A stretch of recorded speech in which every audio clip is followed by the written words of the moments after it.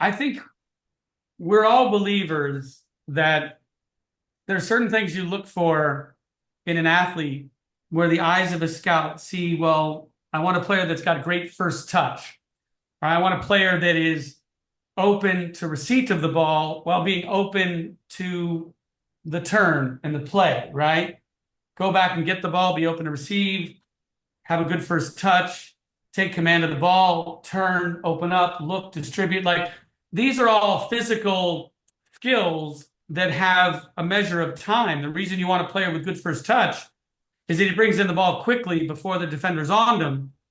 So he has more time to turn and then make a good decision before he has the pressure, right? So somebody like Alessandro Brito will look at a player and he sees good first touch. He sees that his body's open. He sees that he's good technical on the turn, picks his head up, sees his targets, knows where he is on the field. Like that's the way a scout will break down a player, because Brito has an incredible eye, incredible knowledge of football.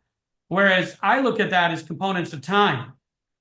I don't care if he's the smartest player or the most physically gifted player. I care that he receives, turns, distributes in less time than anybody else with great statistical certainty on the completion of the pass and the outcome.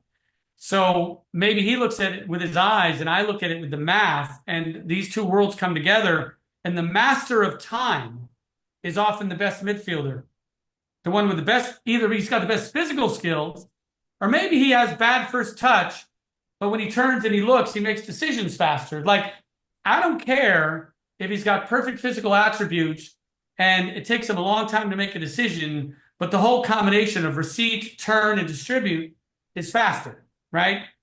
Or if he's slow on the first touch, but he makes decisions very quickly, it's faster, right? Smart, technical, fast.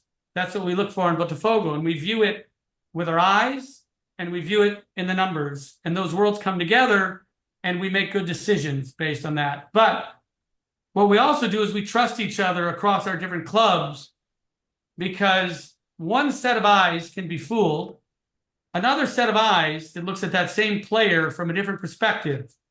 Well, yeah, he may be good in Brazil, but would he be good in France? He may be good in Brazil, but would he be good in England? Well, if the guy in Brazil loves him, and the guy in France loves him, and the guy in England loves him, and the guy in Belgium loves him, there's no way they're all four wrong. It's not possible, right? Now, if they get together and they analyze the player together on the same set of variables, well, all four could be wrong.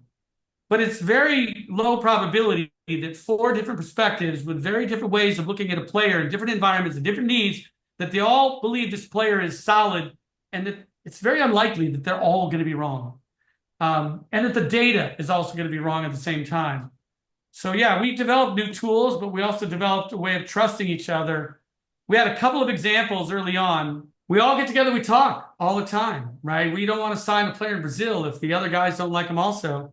And we had a guy that was on one of the WhatsApp groups. He was one of our scouts. I won't tell you which country, right? It wasn't Brazil.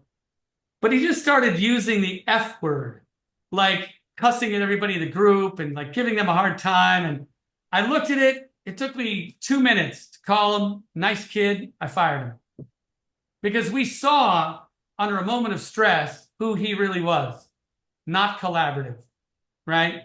If you're not collaborative, you don't belong at Eagle football. And if you're not as nice as Alessandro Brito, you don't belong at Eagle football.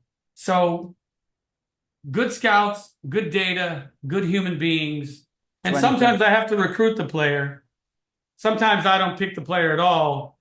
And it matters when the owner will call the family, or it matters that I flew to Spain and sat in the kitchen of Luis Enrique, as fans have reported. It matters that I get to know the fiance of Thiago Almada. That stuff's important, and people forget that in football. Many owners have forgotten that. Look, my goal is that Eagles stay together in its current ecosystem, because this multi-club relationship has worked really well for Botafogo. We won a championship by being able to promise a pathway to Europe to players like Thiago Almada and Lucas Perry and Luis Enrique and Adrielson. And so I like the Eagle ecosystem. Whoa.